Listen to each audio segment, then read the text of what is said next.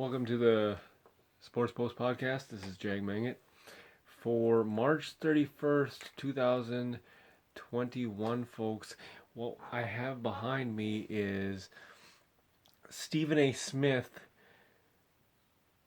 talking about Russell Westbrook. Now, why is he talking about Russell Westbrook? Remember how I stated that Russell Westbrook got, I think it was 35 points, 21 assists, and about 10 plus rebounds. Now, that was a pretty phenomenal stat.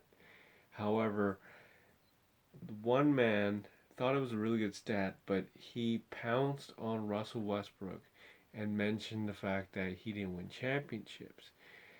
Well, what happened was Russell Westbrook and his wife responded to that last night, and now you have Stephen A. Smith talking about it right now. So basically, Stephen A. Smith is pretty much stating that, yeah, this guy's awesome and whatnot. And it was a pretty good stat, but you can't not forget the fact that he hasn't won any championships. And this is true. He has not won any championships. However, you got to give the man his props. Like, he's in Washington playing with Bradley Beal, and that's it. They don't have much of a roster. They don't have really a good head coach. Scott Brooks is cool.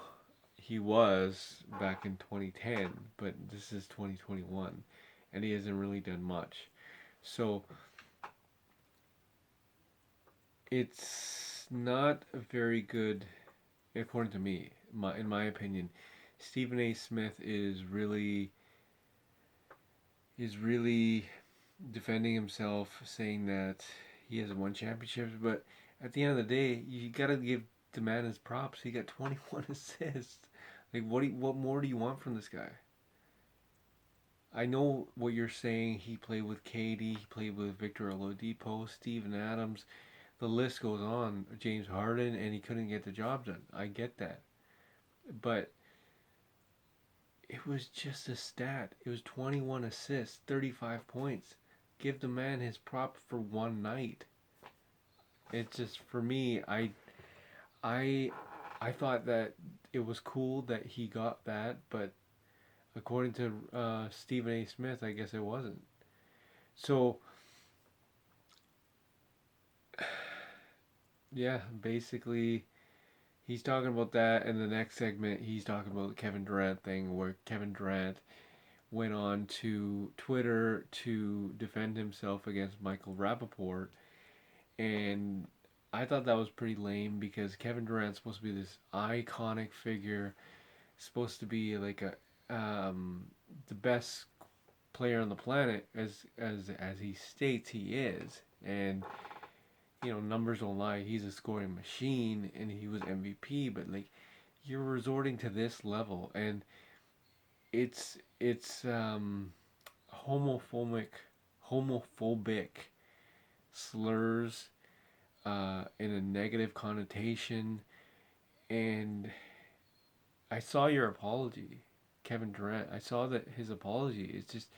It was pretty weak, and and you're saying this kind of stuff, um, and then you're also you're not really confident in yourself to win a championship, so you're recruiting former All Stars and whatnot. So there's a lot of media scrutiny around Kevin Durant, and he's trying to defend himself.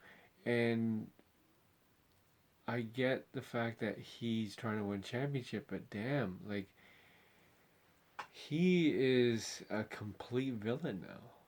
Like, he's basically shown his true colors. And the once um, thought good guy, Kevin Durant, is no longer that. He is an absolute villain. He doesn't give a crap about anyone. And that's fine if you want to go that route, but you're like you actually care about what people think about you, which is crazy to me because if you're a villain and you're 100% villain, villains don't care what people think about them. So stop trying to criticize and stop trying to defend yourself on national television, Twitter, it doesn't matter. So if you guys want to check out my latest blog post, check out www.jagmanga.com. You guys can see it there. Check out my podcast. I rip into Kevin Durant pretty well on that one because I'm not a fan of what he did and what he's currently doing. Um, as a man of that stature, he should apologize for what he is doing, but I don't see him doing that. So, in my eyes, I have no respect for that kind of stuff, and I have no respect for Kevin Durant, and I'm pretty sure majority of the NBA world does not either. Jumping over to the NHL, I was on par. I was told that the Capitals were good, and which they are.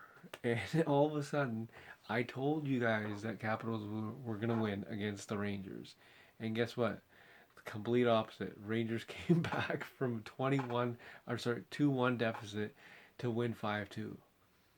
But luckily for the Capitals, the Tampa Bay Lightning lost too, so they're sitting at status quo.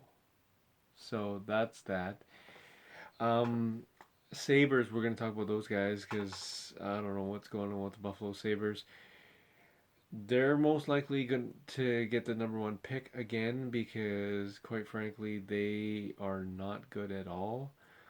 They're a very bad losing streak right now, so hopefully they can pick it up, but I doubt it. In the NBA world, you have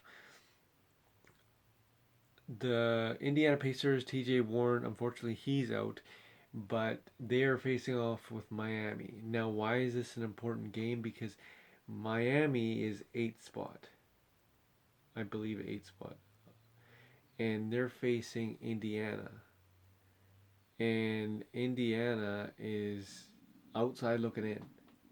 So what you got to think to yourself is Indiana has to beat Miami tonight. They have to. If they don't, then they're kind of screwed. So that's pretty much what the main event for Indiana versus Miami is. However, on the other spectrum, you have the Bucks in town taking on the Lakers. Now, why is this an important game? Because this is the debut of Andre Drummond. Now, Andre Drummond was a buyout from the Cleveland Cavaliers, which he signed with the Los Angeles Lakers. The Los Angeles Lakers are on record and they said, we're going to play Andre Drummond 30 minutes every night. He's going to just have a plethora of minutes because Marc Gasol is not the same player that we once knew. And there is a possibility he might get bought out. I'm not 100% sure, but Andre Drummond, look out for tonight. I am excited. I am guaranteed to watch that tonight. This is hopefully the resurgence of the Lakers ever since Anthony Davis and LeBron James went down. The 6'11 guard or 6'11 center, hopefully he does some damage tonight. Much needed rim protection, much needed defense, much needed offense in the paint. He fits all those criteria, so make sure you watch that game tonight. I will be glued to the television set against not a very easy opponent in the Milwaukee Bucks. Milwaukee Bucks are a contender in the East, and I don't think they will make it out of the East, but they added players. They added a bunch of players, Austin Rivers, Jeff Teague. So they added those guys. So watch out for that tonight. I'll do a podcast. This is Jag Mangit Sports Post Podcast, March 31st. Y'all be good.